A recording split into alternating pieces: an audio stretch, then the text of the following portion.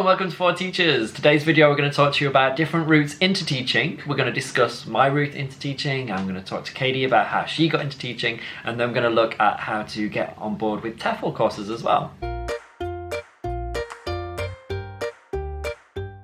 Ryan and I are both teachers. We've been teaching for 6 years and 5 years, but we both actually got into teaching through very different routes. So we thought it might be really helpful for us to find out a bit about my course, which was the BA Honours course, and Ryan's course, which was a PGCE. Where did you take your PGCE? So I'd done my undergrad and I've done my masters in Lancaster, and then after a while I was like, I really want to get back into teaching, so I taught abroad. So I did my PGCE in Manchester University. Yeah, so for anyone who doesn't know, PGCE is a teaching qualification that you add on to the end of an existing university qualification. University, my undergrad was English, so English Lit. It doesn't mean that you have to specialise too soon. Yeah. I think a lot of people, when they get to about 17, 18 and they're making their university choices, Not sure. it's kind of hard to go into it and say, this is going to be the career that I do for the next 30, 40 years of my life. So I think that can be quite daunting for a lot of people. And I think the benefit of my undergrad was I went to like an American style university where I got to take minor courses and major courses and kind of jigsaw it together and piece together my own curriculum. I think after teaching abroad in Japan, it kind of inspired me that, yeah, I want to go into teaching and try and find different ways. And I think doing the PGCE for me was the easiest way to convert my initial degree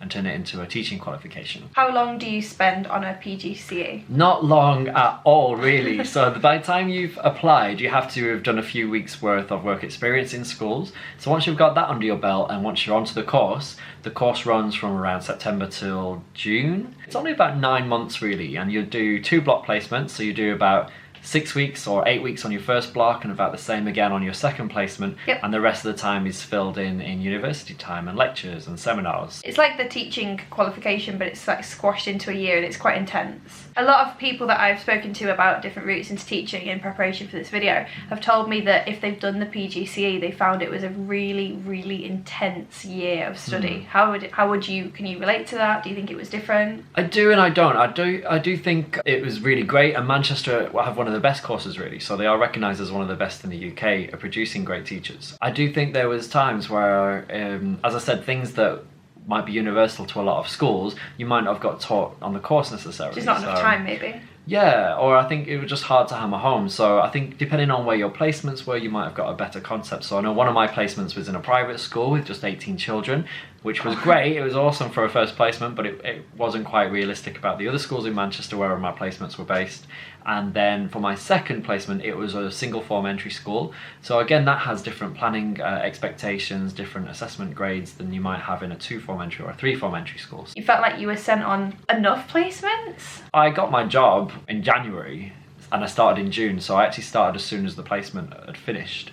So I felt like the first 3 months were like learning, doing my first placement, got the job in January, and then I felt like, right, I'm really ready for my school now. So I think in terms of like your responsibilities when you're on a placement is you do take on the full responsibilities. So whether that's planning performances and assemblies and celebrations, or whether it's taking part in parent-teacher meetings or meetings with the psychologists and things for the kids, then you really do everything. So it is worth knowing that it is a full course that you are in. Yeah. When you were on your PGCE and you were teaching in class with the teacher, yeah, it's not your own class, like you're the student teacher, but at the same time you do end up taking on a lot of the roles.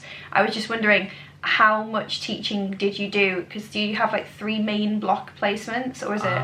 I think I just do 2 placements. And the second one, let's say the second one, how much percent of the class time are you teaching? You're in charge of the class for how much? Yeah, for the full time. Full time. So, it's exactly as if you were teaching. So you would get given PPA time, the same as a teacher, which works out about half an hour for every day that you teach. Yep. So if you're teaching a 5-day week, you get 2.5 hours off, yep, perhaps just one afternoon. I remember, I would do all my planning, and you'd have to plan in advance. So I'd plan on the Monday for something that was happening 2 weeks in the future, right, so that my tutor and my mentor had time to look over the work. So it felt like very much that I was doing a lot of work. You were kind of planning every lesson, and every lesson would be scrutinised, and then you'd have to analyse and reflect on every lesson. So I would put it in your head that you're going to be doing way more work on that placement year than you do when you get your own job. The logic behind a PGCE, from what I know, is that you don't just have a degree in teaching, because I only have a teaching degree. So if I want to change what I'm doing or get a different job, I'm a little bit more boxed into teaching. Yeah, I think that's the issue though. I think when you are 17 or 18, you don't know, just don't know that you're going to get a professional qualification. And I think I went to university and you'd be working with people doing medical degrees or science degrees, and you think, wow, you have a much better chance of employment at the end of this. So I think if you are young and you're still thinking about university, then you do need to weigh up. I think I had a lot more freedom during my undergrad, because in my English literature degree was like 6 hours of lectures a week, where you'd go to a lecture and they'd tell you to read like Charles Dickens, and then you go and read it, and then the next week you come back and discuss it. Sounds amazing. Let's go back. Very good, yes. For the second part, we're going to talk now about my teaching course, which was BA Honours Primary Education with QTS. QTS standing for Qualified Teacher Status, which is part of what I got. I did it at Sheffield Hallam University, and the course was 3 years. So if you talk us through what happened in your first year and how much work did you do? I think all the years were tough.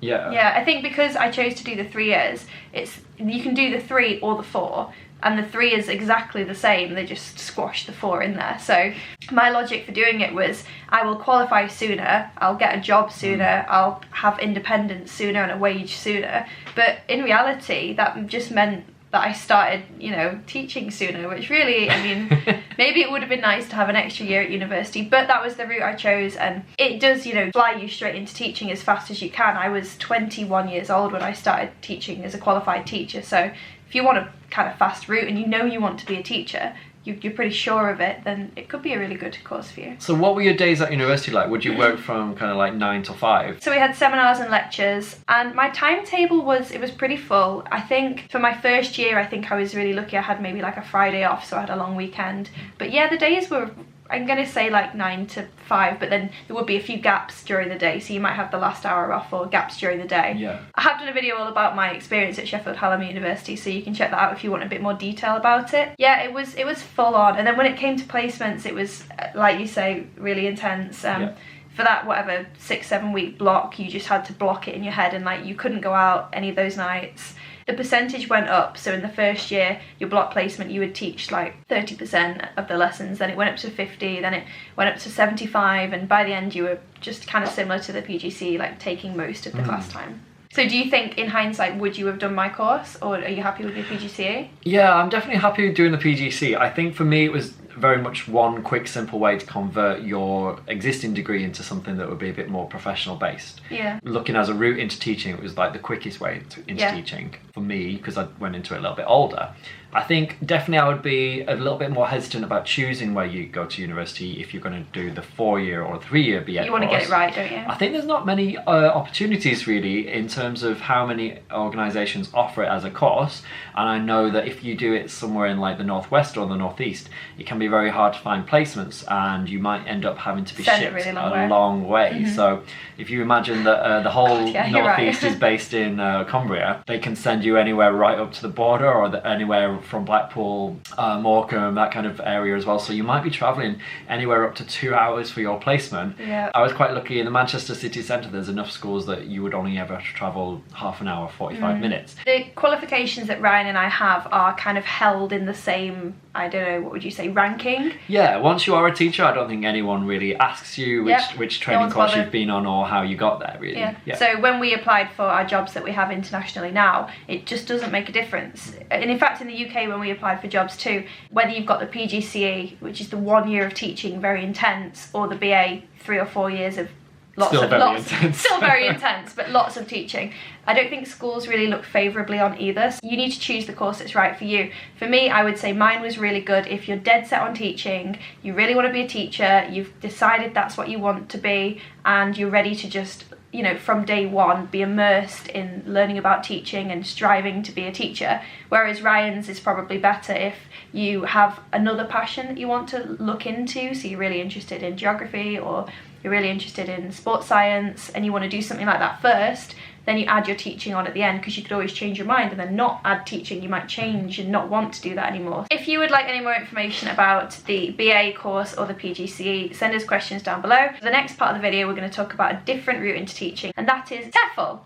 which is teaching English as a foreign language. So I think it's worth bearing in mind that you don't need to have a TEFL necessarily to teach in a different country, particularly in Asian countries. They're not expecting you to have it. However, it really does go a long way to show that you've put effort in your home country to learn this, and then it does go a long way to saying you've had this on your CV. Yep. So in preparation for this video, I've done a little bit of research myself. I've been in touch with a company from the UK called UK TEFL, and I'm going to link them down in the description. If you would like to sign up, you can sign up using the link as well. They've sent me some testimonials from people who have taken the UK TEFL course and want to let us know what they're like. First one says, it was a really great introduction into what it might be like to work as a teacher. It's a good taster of the levels of grammar I'll need to be familiar with, and teaching methods and lesson plan structure, and also that it was really fun and engaging. The second person, Rebecca, says, I would advise anyone to take this course since you can learn a lot in a brief time. It is very useful, especially if you're going to use it to build a career. So a lot of the ideas behind doing a TEFL is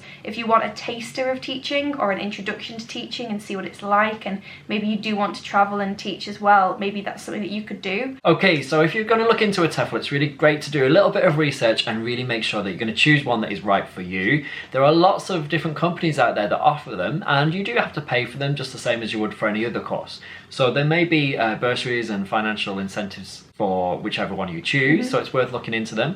And there are a few main companies. Yeah, the main companies that we found out about recently is TESOL, or TESOL. That's kind of your general TEFL internationally recognised qualification. There's a second one called CELTA, or CELTA, all linked down below. That has links with Cambridge University, but it is independent from Cambridge University. Yep, so when you take these courses, you will get your certificate from those universities, but you can take them at home, you can take them distance learning and different institutions around the UK as well.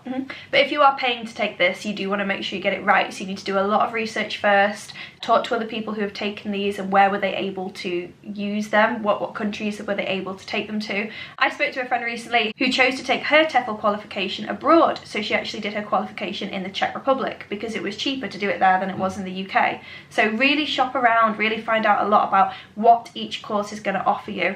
And the link that we have provided below to UK TEFL, if you just follow the link through, you can find out so much more information about it. We don't have TEFL degrees ourselves, but if you want that window into teaching around the world internationally and you want to do a taster of what it might be like before you go and spend a lot of money at university doing a PGCE or doing a BA honours course, it might be really nice just to have a go at this and try it out and see if it's right for you, because thankfully I like teaching, but if not, I would have a really hefty qualification on me. I think on the PGCE that I did as well, there's quite a lot of dropout rate as well. Yeah. People who did one placement and thought, I don't want to be a teacher, or I just want to move on or move away from this. Do something different, yeah. Please let us know, if you are a teacher, how did you become a teacher? We know it's different internationally, but if you're from the UK in particular, did you do a BA teaching degree like myself, or did you do a PGCE like Ryan? Let us know down below if you think you made the right decision and if you would recommend it to others, because it's really interesting and helpful for teachers who are thinking about teaching to decide on what course will be right for them. Thank you for watching. Don't forget to hit subscribe and leave your comments below. We are for teachers. Goodbye. Goodbye.